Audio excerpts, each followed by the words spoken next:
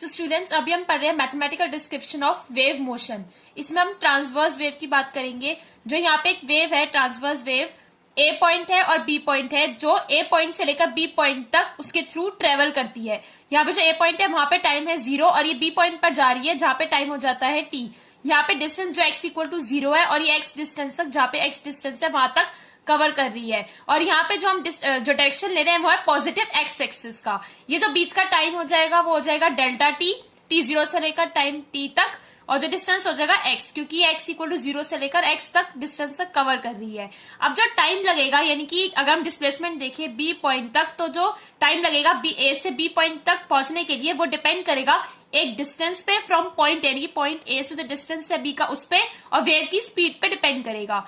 अब y at b at time t equal to y at a at time t minus delta t, यानी कि यहाँ पे अगर हम डिस्प्लेसमेंट देखते हैं, डिस्प्लेसमेंट फाइंड आउट करेंगे b पॉइंट पर, तो जो हमारे टाइम t पर, यानी कि यहाँ पे टाइम t है, वहां पे जो डिस्प्लेसमेंट होगी वो किसके इक्वल होगी, जो डिस्प्लेसमेंट a पर है टाइम डेल्टा t पहले, यानी कि डेल्टा t टाइम पहले जो डिस्प्लेसमेंट a पर है वो इक्वल होगी जो डिस्प्लेसमेंट b पर है। इसलिए हमने ये लिखा है डेल्टा टी, यानी कि जो डेल्टा टी है वो इक्वल होगा x बाय वी के, यानी कि क्योंकि टाइम जो होता है वो डिस्टेंस बाय स्पीड के इक्वल होता है। डिस्टेंस है हमारा x और स्पीड है v, तो इसलिए delta T equal to x by V. अब जो डिस्प्लेसमेंट लिखते हैं हम वो इस तरह से लिखते हैं y X T equal to a sine omega T. a sine या ओमेगा की वैल्यू में पता होता है 2 पाई बाय टी, तो हमने 2 पाई बाय टी पुट कर देंगे। देन a साइन 2 पाई, यहाँ पर हमारा जो टाइम है यानी कि t है वो है t माइनस डेल्टा टी, इसलिए हमने वो पुट किया a sine 2 pi t minus delta T by t। अब हम इसको अलग अलग तरह से रिप्रेजेंट कर सकते हैं, जिसकी डिस्प्लेसमेंट है b की y X T equal to a sine 2 pi by t हमने यहाँ पे कर दिया, और डेल्टा t की जगह हम लिख देंगे x बाय v, यानी कि डिस्टेंस अपॉन स्पीड। हम इस तरह से रिप्रेजेंट कर सकते हैं, और रिप्रेजेंट कर सकते हैं y X T equal to a sine 2 पाई।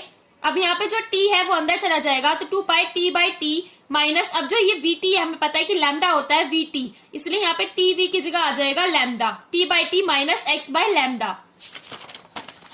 और हम इसको रिप्रेजेंट कर सकते हैं y X T equal to a sine, जब हम उसको अंदर लेकर जाएंगे तो ये 2 pi by t minus 2 pi by lambda into X बनेगा। अब जो 2 पाई बाय t होता है वो होता है omega, angular frequency of the wave, और जो 2 पाई बाय लैम्डा है वो बनता है k, इसलिए हम इसे लिख सकते हैं a sine omega t minus K x. यहाँ जो k है वो है वेव नंबर, इसलिए हम लिख सकते हैं y X T equal to a sine omega t minus K X. But ये जो इक्वेशन है वो बनेगी पॉजिटिव एक्स डायरेक्शन के लिए, क्योंकि हमने जो डायरेक्शन लिया वेव की वो पॉजिटिव एक्स डायरेक्शन के लिए है। लेकिन अगर हमें नेगेटिव एक्स डायरेक्शन के लिए करना हो तो इसके साइन अपोजिट हो जाएंगे, यानी कि माइनस है तो यहाँ पे प्लस आ जाएगा, y X T equal to a sine omega t plus K X. बाकी जो मैंने इक्वेशन की है उसमें भी जहां जहां पर नेगेटिव साइन है वहां पे साइन चेंज हो जाएगा और पॉजिटिव आ जाएगा। तो ये थी mathematical description of the wave motion, कैसे हम वेव मोशन को जो a से b तक जा रही है उसको कैसे डिस्क्राइब कर सकते हैं और कैसे रिप्रेजेंट कर सकते हैं। Thank you.